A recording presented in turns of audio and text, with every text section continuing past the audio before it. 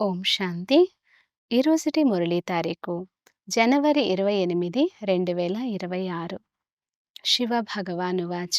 మధురమైన పిల్లలు, పిల్లలైన మిమ్మల్ని విశ్వాధిపతులుగా చేసేందుకు అత్యంత ప్రియమైన శివ బాబా వచ్చారు. మీరు వారి శ్రీమతానుసారంగా నడుచుకోండి. ప్రశ్న: మనుషులు పరమాత్మని గురించి పరస్పర విరుద్ధమైన ఏ రెండు మాటలు చెప్తారు? జవాబు: ఒకవైపు పరమాత్మ అఖండ జ్యోతి స్వరూపమని అంటారు, మరోవైపు వారు నామరూపాలకు అతీతమైన వారు అని అంటారు. ఇవి పరస్పర భిన్నమైన అభిప్రాయాలు. యథార్థమైన రూపం తెలియనందునే పతితులుగా అవుతూ ఉంటారు. తండ్రి ఎప్పుడైతే వస్తారో అప్పుడు తన సత్యమైన పరిచయాన్ని ఇస్తారు. అచ్చా, మధురాతి మధురమైన అపురూపమైన పిల్లలకు మాత్పిత బాప్దాదాల ప్రియ స్మృతులు మరియు గుడ్ మార్నింగ్.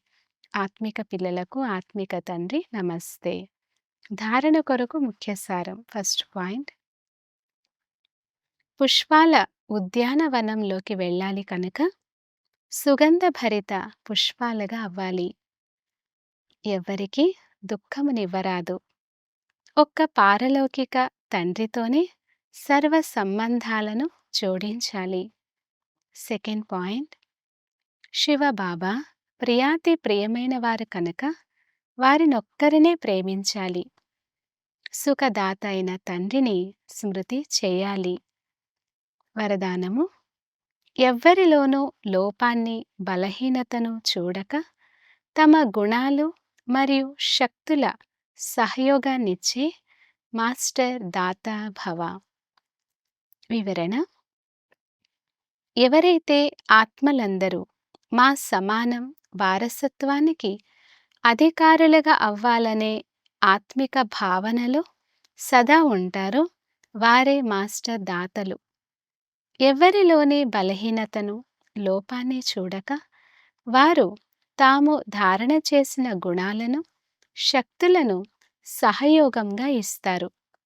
వీరు ఇలాంటి వారే అనే భావనకు బదులు వీరిని కూడా తండ్రి సమానంగా చేయాలి అనే శుభ భావన ఉండాలి. దీనితో పాటు ఈ ఆత్మలందరూ పేదరికము, దుఃఖము, అశాంతి నుండి సదా సుఖ శాంతుల రూపంగా సంపన్నంగా అవ్వాలని శ్రేష్ఠ కామన ఉండాలి. అప్పుడు వారిని మాస్టర్ దాతలు అని అంటారు. స్లోగన్: మనస వాచ కర్మణ సేవ చేసేవారే నిరంతర సేవాధారులు.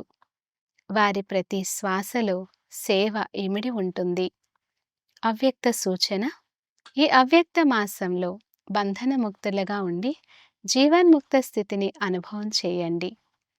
మొదట మీ దేహం నుండి, దేహ సంబంధం నుండి మరియు పాత ప్రపంచం యొక్క స్మృతి నుంచి ముక్తులుగా అవ్వండి.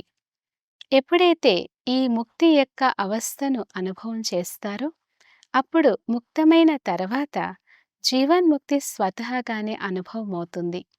కనుక జీవితంలో ఉంటూ దేహము, దేహ సంబంధం మరియు పాత ప్రపంచం యొక్క ఆకర్షణ నుండి ఎంతవరకు ముక్తంగా అయ్యాము అని చెక్ చేసుకోండి.